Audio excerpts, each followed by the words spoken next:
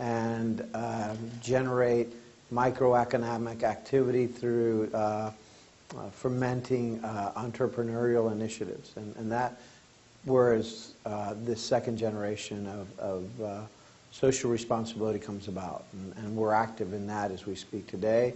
And that's a big part of our diversification to plan at some point in this century when mining activity will become a secondary or almost a dormant activity.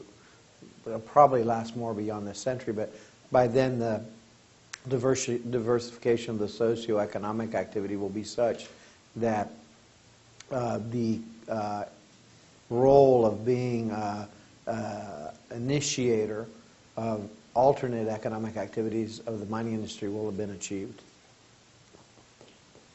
Why do you think it's important for a 21st century company to adopt your second generation concept? Do you think the concept can be extrapolated to other organizations? Well, I don't think that Pataquilla is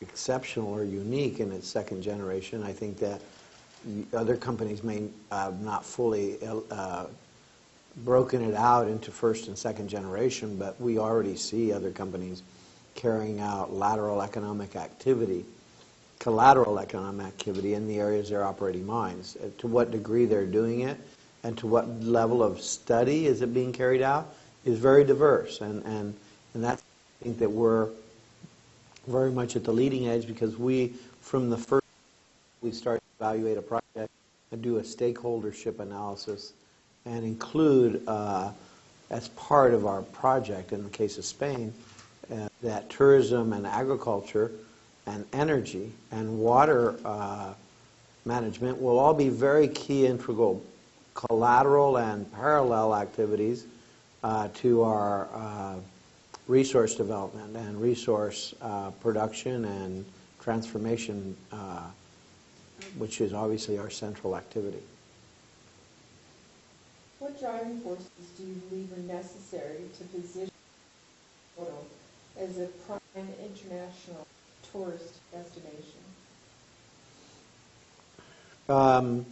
Castilla now, in about a year and a half of work, very fortunate to have the emblematic feature of Christopher Columbus, who has understood that Castilla, which was a historic province of Spain, of the Spanish Empire under Charles V, and whose economic activity was defined as roughly between 1520 and 1670, with really after that a slow decline and sort of extinction, independence of this region, Panama, in 1821, is an important period whereby a lot of history, Panama being such a critical point of transit, the famous fairs of Portobello in the 1600s.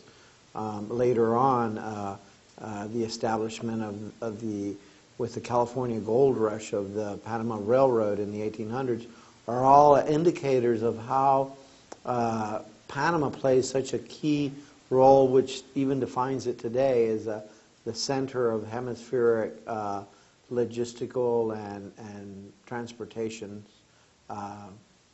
routes. And so when you look at Panama and you define Castilla, you see an excellent opportunity to share 200-300 years of history, of which there's very substantial infrastructure built here. The Portobello and San Lorenzo ports that were used to transit goods from Latin America, the city of Old Panama, the Cathedral of Nata, which is the oldest church established in the Pacific mainland.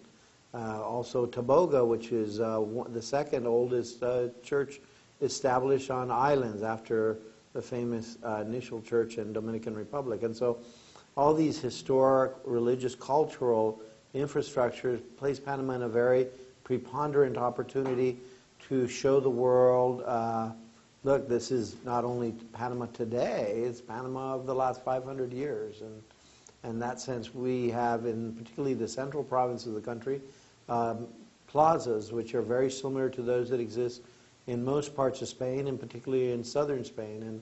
And not only do we have the infrastructure, but we have the customs, our national dish, which we call arroz con pollo, no more nor less than a good paella valenciana.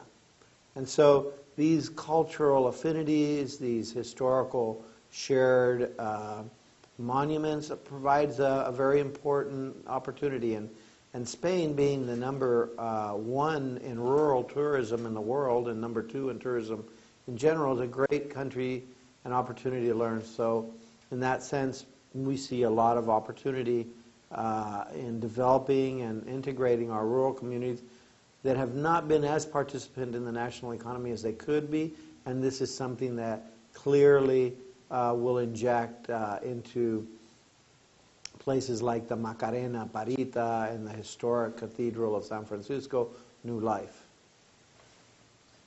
In conclusion, could you share your timeline for the San Lorenzo, Portobello, and Rio Belén projects as tourist attractions? Well, I mean, they're already tourist attractions today. You know, in the business of rural tourism, there's a lot of unpredictability. Things can go quickly well for you, or quickly things slow. But given that these landmarks have been here for hundreds of years, they're not going anywhere. And by bringing their cultural heritage and building up onto it, we create micro economic activity, which allows a lot of small entrepreneurs to benefit in many ways, which is very much a